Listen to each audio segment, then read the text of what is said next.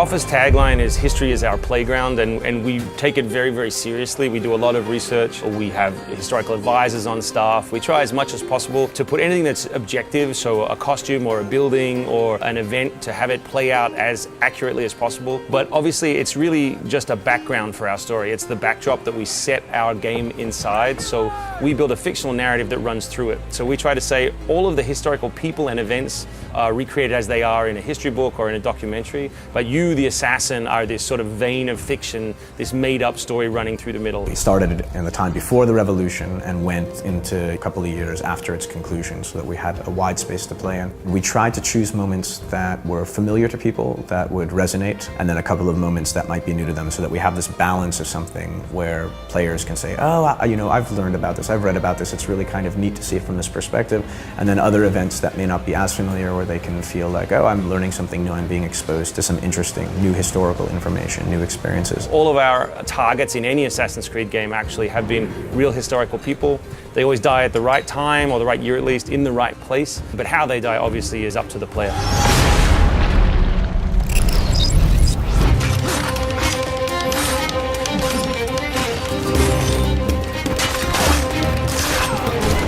When I first came on the project, it was about 2.5 years ago, and right at the beginning, and that was kind of my first job, was to just start collecting information and see who was around, who these people were, what they were doing, trying to find events that might be pertinent to an Assassins versus Templar story. For us on the writing team, it's all about language and people and events and kind of the chronology of things and the motivations behind a lot of these men and what they were doing and the reasons for the events that they were involved in. Surprisingly, a lot of them weren't quite as noble as you might think they were. A lot of people, men, particularly in the colonial army, were fighting because it was something to do. They didn't really have a dog in the fight, they didn't really know what it was about, but they were promised 3 square meals a day and to see the colonies, and that was better than working on the farm. In terms of dialogue for historical characters, if we stuck 100% to how people spoke and behaved back then, cutscenes would go on forever, and people would probably have difficulty in certain cases following what characters were saying. Bollocks, we're coming in! We have several dictionaries that were written around the time of slang and what they call the vulgar tongue, so we were able to work in certain things that are a little bit more casual, a little bit more period specific. It might sound like gibberish to a lot of people because these are phrases that have definitely fallen out of favor. 3 pence a pound is hardly burdensome. Choosing the cities in the game was a matter of answering multiple prerequisites.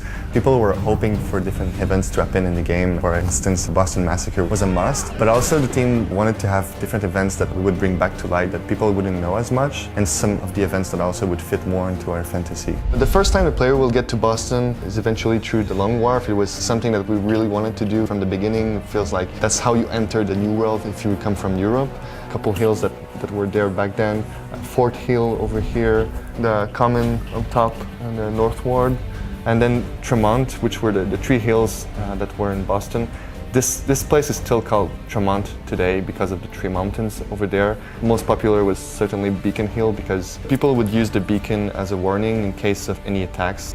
Unfortunately, had to cut some parts.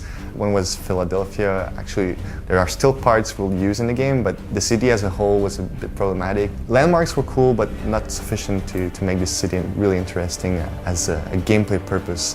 And also technically, the fact that it was a grid, that streets were really linear, was really hard for the loading, so we had to cut it off.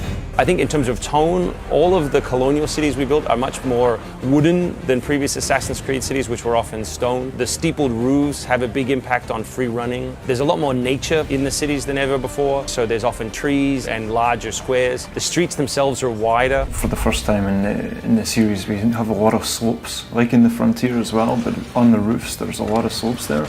So that really meant that you could get into fights on rooftops that were really steep slopes. We had to spend a long time in the fight system, in just general navigation, like every single step the assassin takes, he has to place it correctly. We take a lot of the moves that we created for Frontier, because obviously that was the one that really pushed us most, and we bring it back into the cities as well, so you can do a lot of these cool things. But the one favourite that we do have is the ability to run through buildings.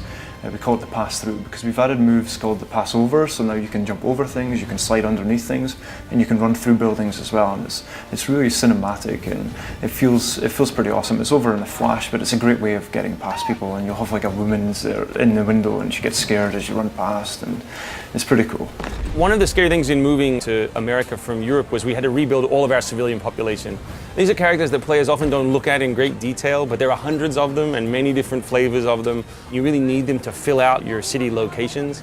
And we wanted to give them more specificity, more things to do, so our civilians can start and stop actions. Some of them are people who can give you missions you could come across. We wanted the civilians themselves to be sources of content. Leave the tea to rot aboard those foul ships!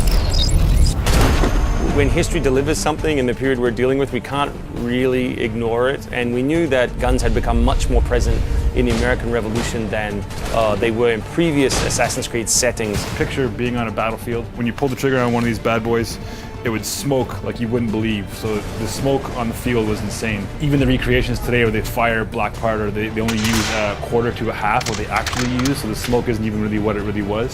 So anyway, you're sitting there, the guys are marching at you, you're nervous, you're scared, your gun's searing hot because you've shot it already a few times. You gotta half cock it, you gotta put some, reach in your pocket, put some black powder in here, put this back, and you gotta go down here, you gotta drop your wadding in, then drop your ball, then drop some more black powder, and you gotta pull this thing out. Meanwhile, there's guys probably shooting at you. You gotta flip it over. You gotta stuff it like this. You gotta pull that out. This is searing hot, so your hand's burning because you've already shot your gun a few times. So you're probably holding it here. You gotta jam this back down, and you gotta pick it up, see through all the smoke who you're gonna shoot at, aim, and then turn your head, because when you pull the trigger, this blows up and would burn your face. You gotta aim, then turn your head away and shoot. These guns have no rifling and you're shooting a little ball, so they're already really, really inaccurate, and they're very heavy and your hands are burnt and it's the madhouse. So, I mean, just imagine how inaccurate they actually would be. And when people talk about, there was guns in those periods, it's so stupid the assassin couldn't get to them, just think of all of that when you think about what it took to shoot one of these things. And it's really easy to get to somebody in that time and take them out with a knife or a sword.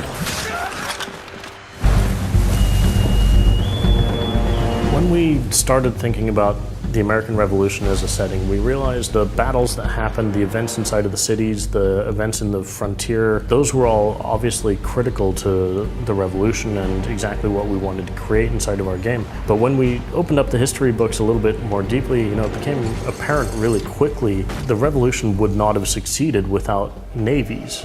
The British Navy was critical in their dominance in the empire that they created. We knew we had to go there. We had to try it, at least as a prototype, to see if we could get something going. Pretty quickly we were convinced that this was going to be something awesome, so we just staffed up a full-on team in Singapore to focus on this. As we went forwards, every iteration that we saw just got better and better. We developed this tech where you can go from a calm, glassy sea to absolutely huge raging storms, massive waves all over the place dynamically, like on the fly. When we saw that we were going to have these kinds of potentials, we knew it was going to be absolutely huge for us. I have worked on games in the past where there was quite a bit of direction change, and this time there was almost none.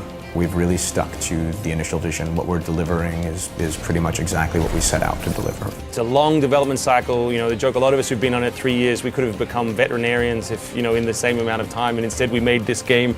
And it's a huge chunk of your working life to put into something. 3 years ago, I couldn't imagine working on a game the size of this. It has depth and detail in so many different ways, from the microcosmic view of the homestead where you see what it's like to be a lumberjack in the American Revolution, to the sweeping, huge naval battles that you'll be inside of, and the cities where you'll see a whole new set of life, to the frontier where you'll be climbing on cliffs and running through the trees and watching wolves eating deer. To have the honor and privilege to work on this kind of thing, for me, is just spectacular.